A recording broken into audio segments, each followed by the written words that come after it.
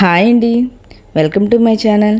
ఈరోజు వీడియోలో దేవీ నవరాత్రుల్లో 5వ రోజు అనగా 2024 సంవత్సరం అక్టోబర్ 7వ తేదీన అనగా సోమవారం అమ్మవారిని ఏ రూపంలో అలంకరించుకోవాలి, ఏ నైవేద్యం సమర్పించాలి, ఏ రంగు చీరను ధరింపచేయాలి, ఏ మంత్రాన్ని పఠించాలి, పూజా సమయం ఎప్పుడు, ఇంకా ఏ రంగు పుష్పాలతో అమ్మవారిని పూజించాలి, అమ్మవారి విశిష్టత ఏంటిది, ఈరోజు ఏ దానం చేస్తే మంచిది, తిథి నక్షత్రం అనే అన్ని విషయాలు నేను ఈ వీడియోలో అయితే తెలియజేస్తాండి.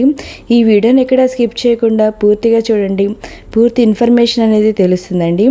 దేవీ నవరాత్రుల్లో 5వ రోజు అనగా ఆశ్వీజ శుద్ధ పంచమి అక్టోబర్ 7వ తేదీ 2024 సంవత్సరం సోమవారం రోజున విజయవాడలో కనకదుర్గ అమ్మవారిని, శ్రీ మహాచండీదేవిగాను, శ్రీశైలంలో భ్రవరాంబిక అమ్మవారిని స్కందమాతగాను భక్తులకు దర్శనమైతే ఇస్తారండి.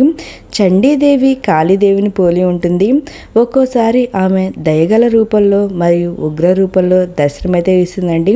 చండీదేవిని దయగల రూపంలో ఉన్నప్పుడు ఉమా, గౌరీ, పార్వతి లేదా హేమావతి, శతాక్షి, శాకంబరి దేవి, అన్నపూర్ణ, జగన్మాత మరియు భవానీ అని పిలుస్తాము.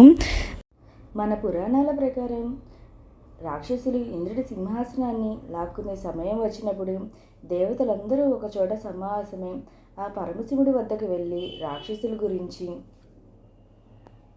చెబుతారు. అప్పుడు పరమశివుడు మాతృదేవతలను ఆరాధించమని కోరుతారు. అప్పుడు దేవతలు అందరూ కలిసి మాతృదేవతను ఆరాధించారు. అప్పుడు మాతృదేవత అనుగ్రహంతో తల్లి సరస్వతీదేవి, లక్ష్మీదేవి మరియు మహాకాళీదేవి చండీ రూపాన్ని ధరించి రాక్షసులను సంహరిస్తారు. చండీదేవి యొక్క ఆలయం నీల్ పర్వత శిఖరంపై ఉంది. రాక్షసులను సంహరించిన తర్వాత తల్లి చండీదేవి హరిద్వార్ నీల్ పర్వతానికి వచ్చి అక్కడ స్థిరపడిందండి. దేవి శరన్నవరాత్రుల్లో 5వ రోజు తిథి వచ్చి ఆశ్వీజ శుద్ధ పంచమి తిథి 2024 సంవత్సరం అక్టోబర్ 7 సోమవారం ఉదయం 5:50 నుండి 2024 అక్టోబర్ 8 మంగళవారం ఉదయం 6:55 వరకైతే ఈ పంచమి తిథి అయితే ఉంటుందండి. ఈ రోజున విజయవాడలోని కనకదుర్గ అమ్మవారు, శ్రీ మహాచండీ దేవిగాను, శ్రీశైలంలోని భ్రవరాంబిక అమ్మవారు స్కందమాతగాను భక్తులకు దర్శనం అయితే ఇస్తారు. ఈరోజు నక్షత్రం వచ్చి అనురాధ నక్షత్రము.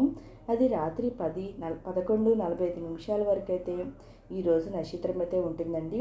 ఈ రోజున అమ్మవారికి పూజ చేసుకోవడానికి శుభ సమయం వచ్చి ఉదయం 5:55 నుండి ఉదయం 7:30 వరకు అయితే బాగుందండి.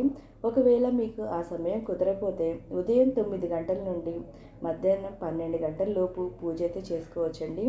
ఈ రోజున మహాచండీదేవికి పులిహార, బెల్లం పరమన్నం, వడపప్పు, బెల్లం చిలిమిడి నైవేద్యంగా అయితే సమర్పించాలండి.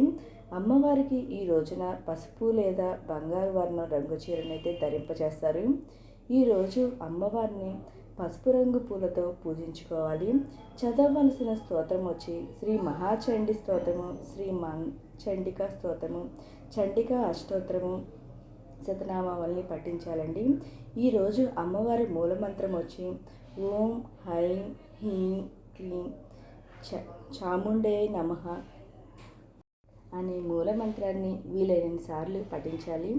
ఈరోజు నిషిద్ధ ఆహారం ఏకభుక్తమ ఉంటే మంచిదండి. అంటే ఒక పూట భోజనం చేస్తే మంచిది. ఈ రోజున అమ్మవారిని పూజించిన వారికి శత్రువుల భయం తొలగిపోయి కుటుంబం సంతోషంగా ఉంటుందండి. ఈ రోజున బ్రాహ్మణులకు స్వయం పాకం, దక్షిణ తాంబూలం దానంగా ఇవ్వాలండి. ఓకే అండి, మీకు ఈ వీడియో నచ్చితే లైక్ చేయండి, మీ ఫ్రెండ్స్ అండ్ ఫ్యామిలీ మెంబర్కి షేర్ చేయండి. Thank you for watching. Please subscribe చేసుకోండి.